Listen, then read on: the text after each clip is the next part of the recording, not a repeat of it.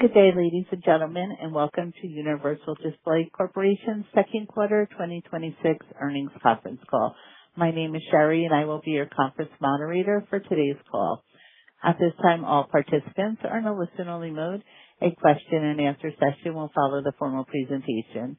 If anyone should require operator assistance during the conference, please press star 0 on your telephone keypad. As a reminder, this conference is being recorded for replay purposes. I would now like to turn the conference call over to Darice Liu, Senior Director of Investor Relations. Please proceed. Thank you, and good afternoon, everyone. Welcome to Universal Display's second quarter earnings conference call. Joining me on the call today are Steve Abramson, President and Chief Executive Officer, and Brian Millard, Chief Financial Officer and Treasurer. Before Steve begins, let me remind you today's call is a property of Universal Display. Any redistribution, retransmission, or rebroadcast of any portion of this call in any form without the express written consent of Universal Display is strictly prohibited. Further, this call is being webcast live and will be made available for a period of time on Universal Display's website. This call contains time-sensitive information that is accurate only as of the date of the live webcast of this call, July 30th, 2026.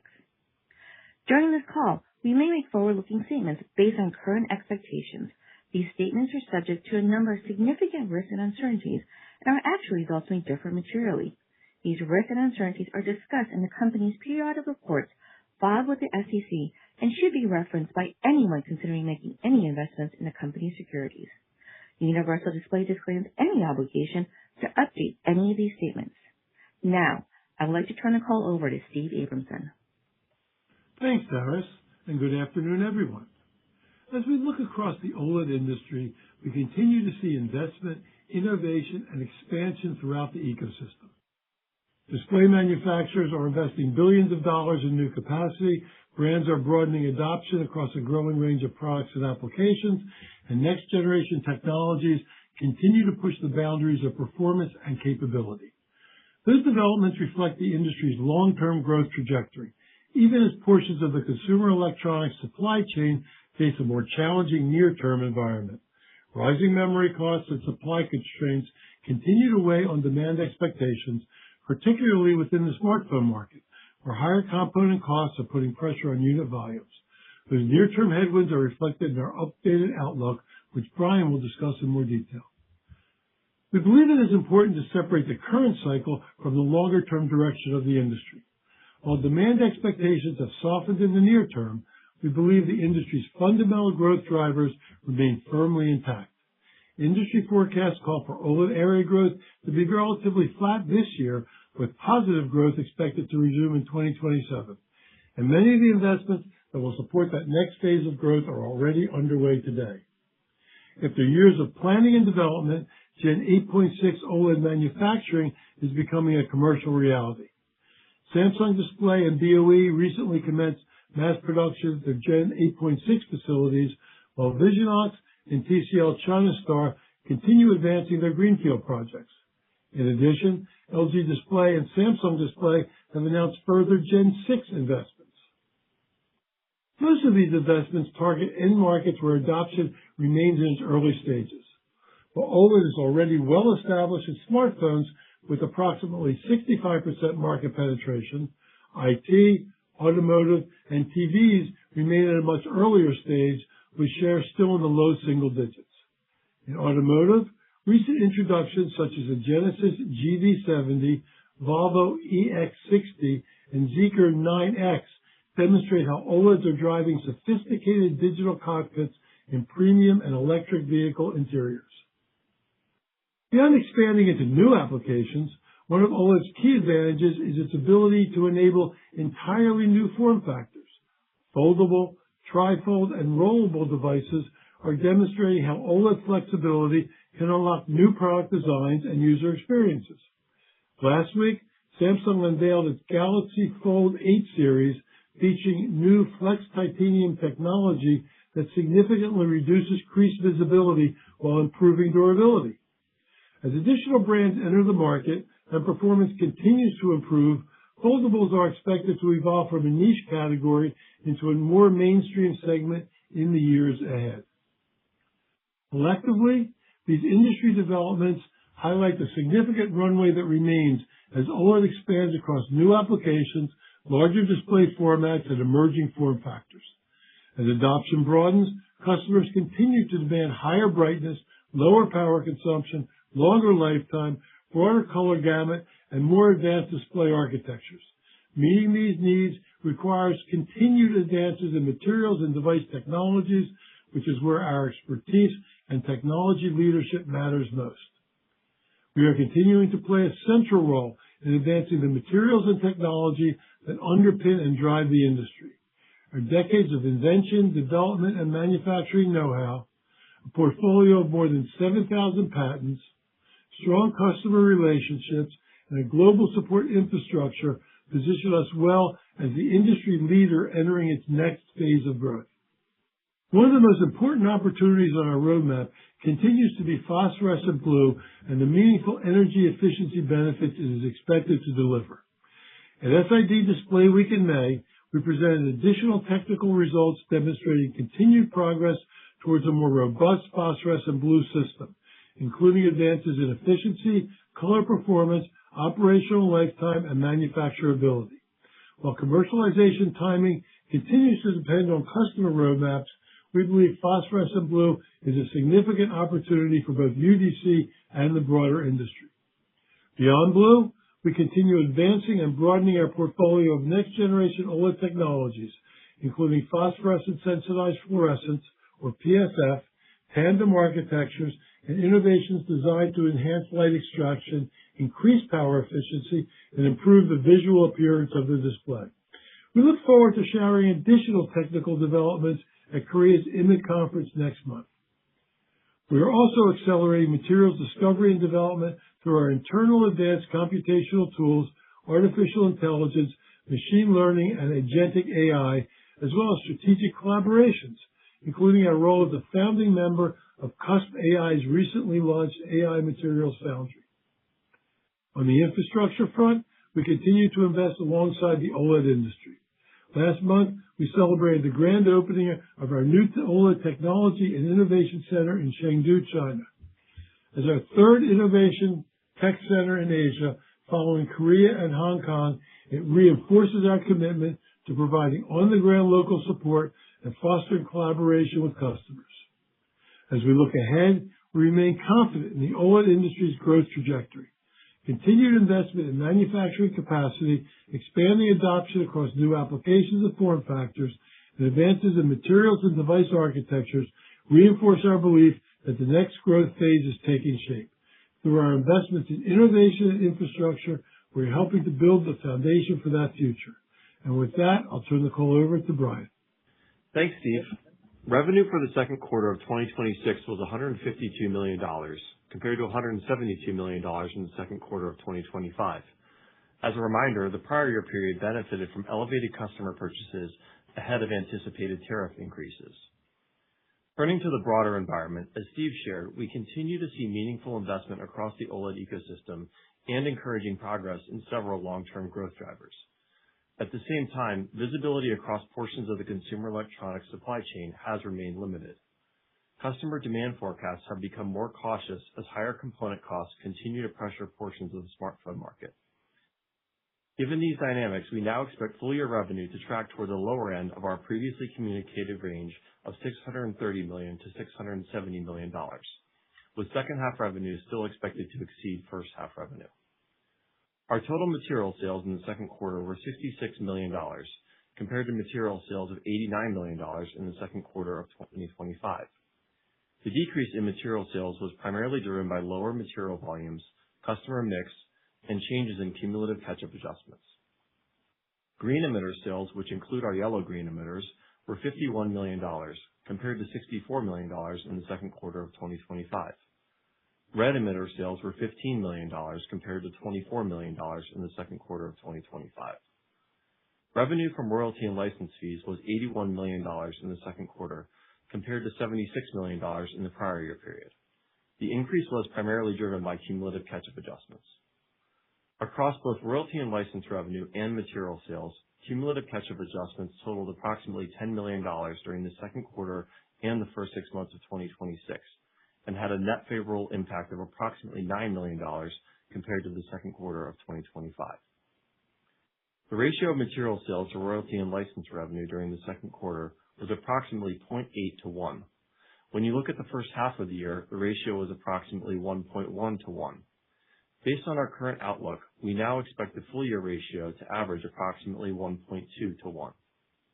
Adhesives generated $4.8 million of revenue during the quarter, compared to $7.5 million in the second quarter of 2025.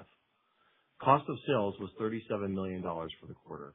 Total gross margin was 76%, compared to 77% in the second quarter of 2025.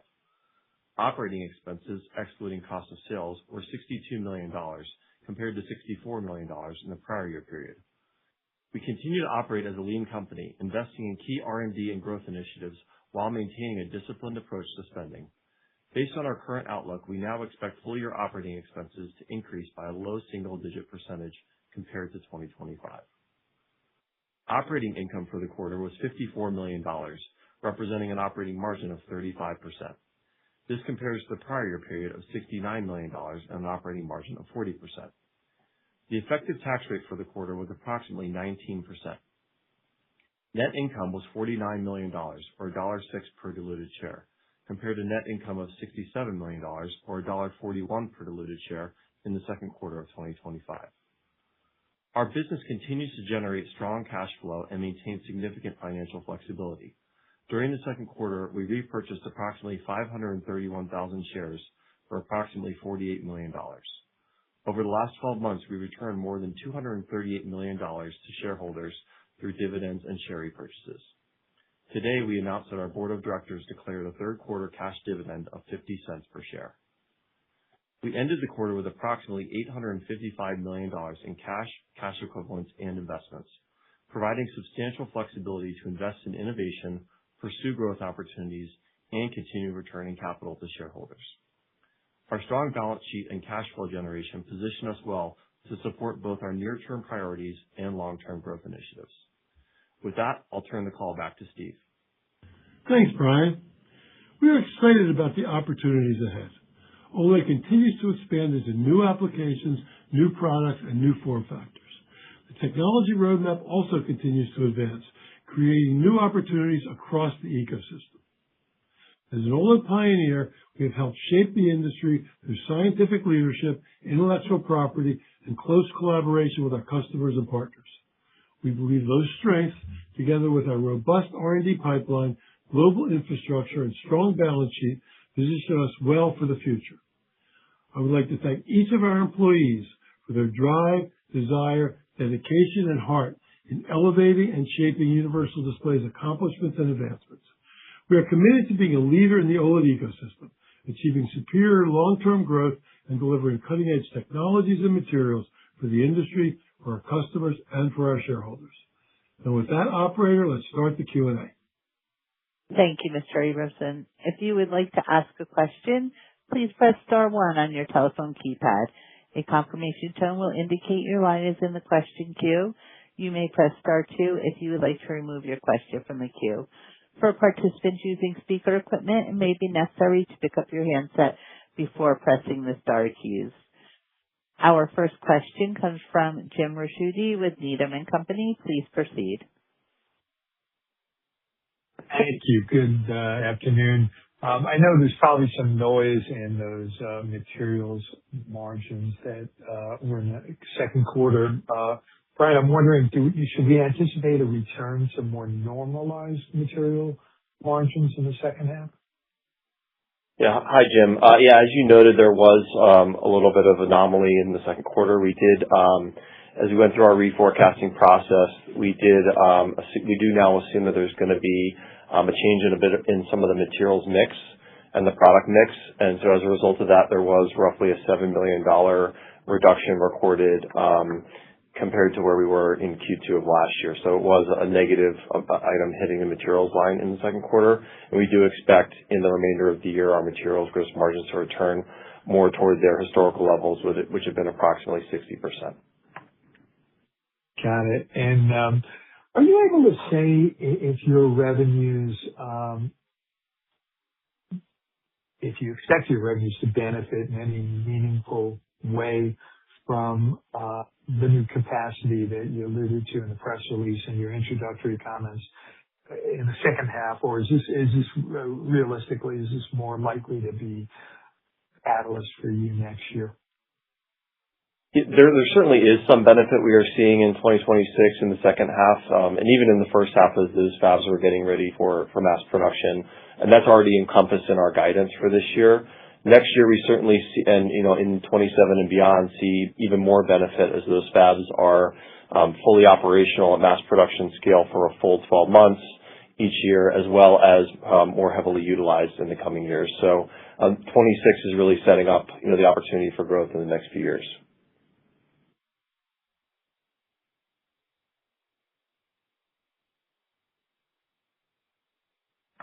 Our next question is from Mehdi Hosseini with SIG. Please proceed. Yes, thanks for taking my question. I want to go back to Stephen. This is obviously a recurring question every quarter, and I'm still going to ask you, is there any more detail as to how you're progressing with commercialization of the Blue? Has the reliability and the yield and a lifetime improved to the point that we're just waiting for commercial adoption at a larger scale, or is there still some milestones that you need to meet before commercialization of the end market product? Well, Mehdi, as you know, phosphorescent blue is one of our most important opportunities. And we've made meaningful progress, and the earlier developmental materials achieved some key milestones. And work is continuing on those programs, and you saw the announcement from LG on the iPad. But as the industry has evolved, we've seen multiple pathways emerging for phosphorescent commercial blue OLEDs, and so we're expanding our efforts across a broader range of next generation blue materials and architecture. So we're accelerating the development, increasing resources behind the program, including leveraging our AI and machine learning to expand the design space and accelerate material discovery and development. We remain confident in the long-term commercial opportunity for OLED blue, but again, I can't give you any specific timelines right now because that's really dependent on our customers' commercial roadmaps. Yeah, and Mehdi, as you're aware, in 2025, LG at SID Display Week showcased a tablet-sized product that had incorporated phosphorescent blue in a hybrid tandem structure. So it was a tablet, size product, and they did re-showcase at this year's SID Display Week a similar prototype that they developed. So we're very encouraged by the progress that we see LG making and talking about very publicly, as well as progress that other customers have made as well that have now gotten to a point of being prototypes that they're able to showcase with others in the industry. Got it. Thanks for detail. If I may just have a follow-up here. Could there be a scenario where increased emphasis on power consumption or reduction in power consumption make the blue a more viable solution for the next generation of a gaming laptop, or even to that extent, a more sophisticated AI-related notebooks that would come into the market next year? Go ahead, Steve. The more their emphasis is on power efficiency, the more important is our blue phosphorescence. But the next year comment, I'm going to hold on to. Gotcha. Thank you. Our next question is from Scott Searle with Roth Capital Partners. Please proceed. Hey, good afternoon. Thanks for taking the questions. Steve and Brian, maybe to dive in terms of the guidance for the year, even at the lower end of the range, it still implies a meaningful uptick into the second half of this year. I think an average of $168 million-ish in revenue per quarter. I'm wondering where you're seeing the strength, what level of confidence is in that. Certainly, it sounds like you've got some early production that's going on with some of the new fabs, but I'm wondering if you could update us in terms of where you think channel inventories are and kind of what's driving that comfort and outlook into the second half. Yeah. Hi, Scott.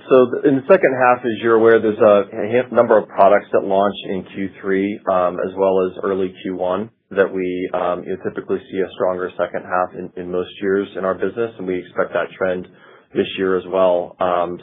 Based on the visibility we have right now to product cycles and the details that we're receiving from customers in terms of their forecasts, we do expect the second half to be stronger than the first half, which has really been our expectation all along this year. We've, since the beginning of the year, expected that the second half was going to be stronger, and that continues to be the case today. Gotcha. Very helpful. Thank you. And if I could just to follow up specifically on some of the geographic mix, I think China took a nice tick up in the second quarter.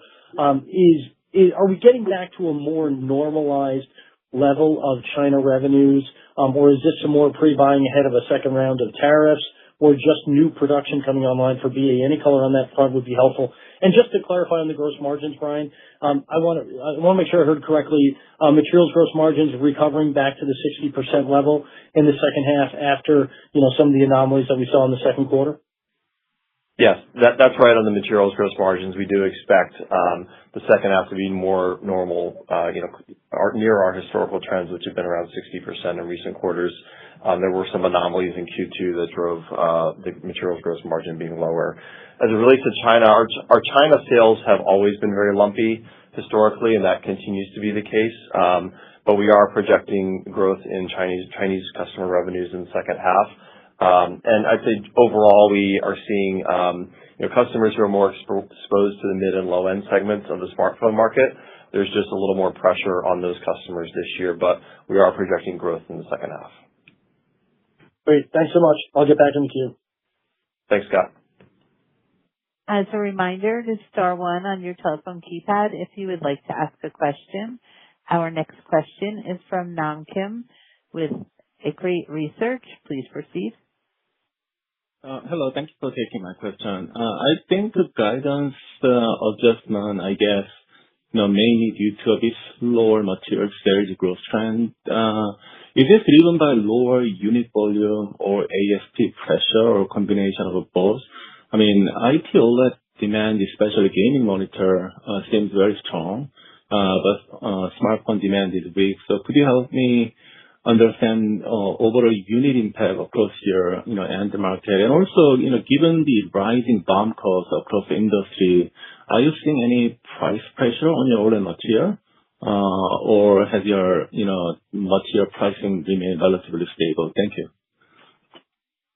Yeah. Hi, Nam. The change in the guidance, now expecting us to be toward the low end of the prior range, that's really driven by a change in volume expectation. As you're aware, we have long-term, typically 5-year deals with our customers, so we have very consistent ASPs over those periods, and we haven't seen anything out of the ordinary on the pricing side.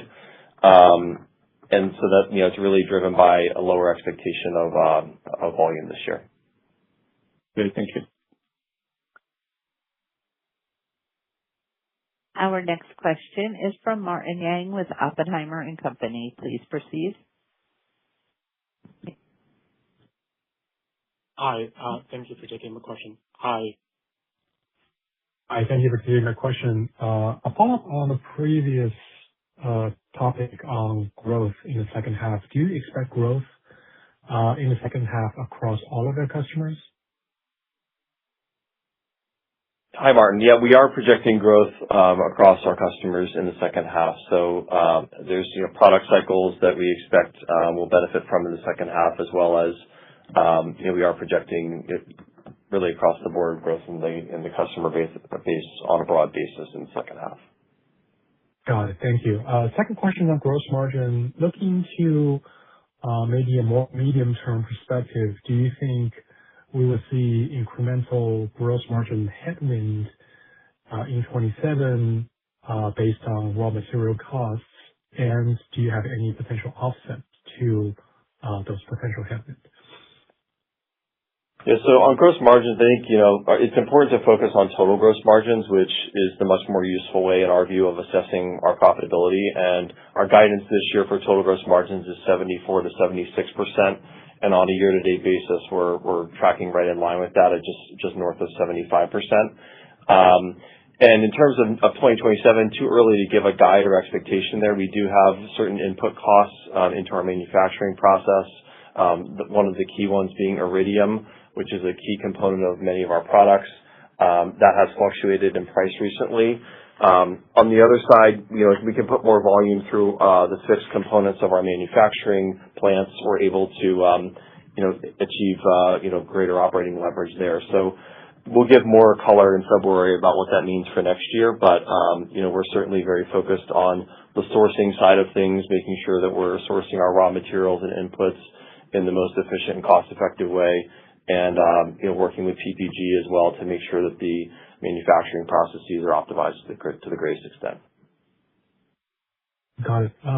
Last question on the sales of maybe blue sample materials has stayed at a very low level in the past 2 quarters. Can you maybe comment on what should we interpret the lower level of sample sales versus the past few quarters or the same time last year, and what we should expect for the rest of this year? Thank you. Yeah, so I think that the blue development sales, have been low, as you noted, in the last couple of quarters, but the progress with our customers continues to move positively in the right direction.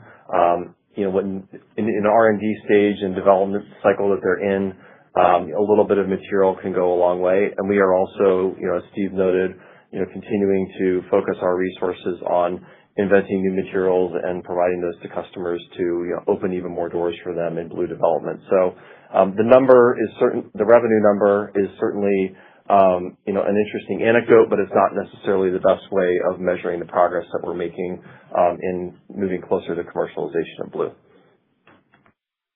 Got it. Thank you, Brian. That's it for me. Thanks. Thank you. This concludes the question and answer session. I would like to turn the program back over to Brian Millard for any additional or closing remarks. Thanks for joining us today. We are confident in the underlying growth drivers for UDC and the OLED industry. We appreciate your continued interest and look forward to speaking with you again next quarter.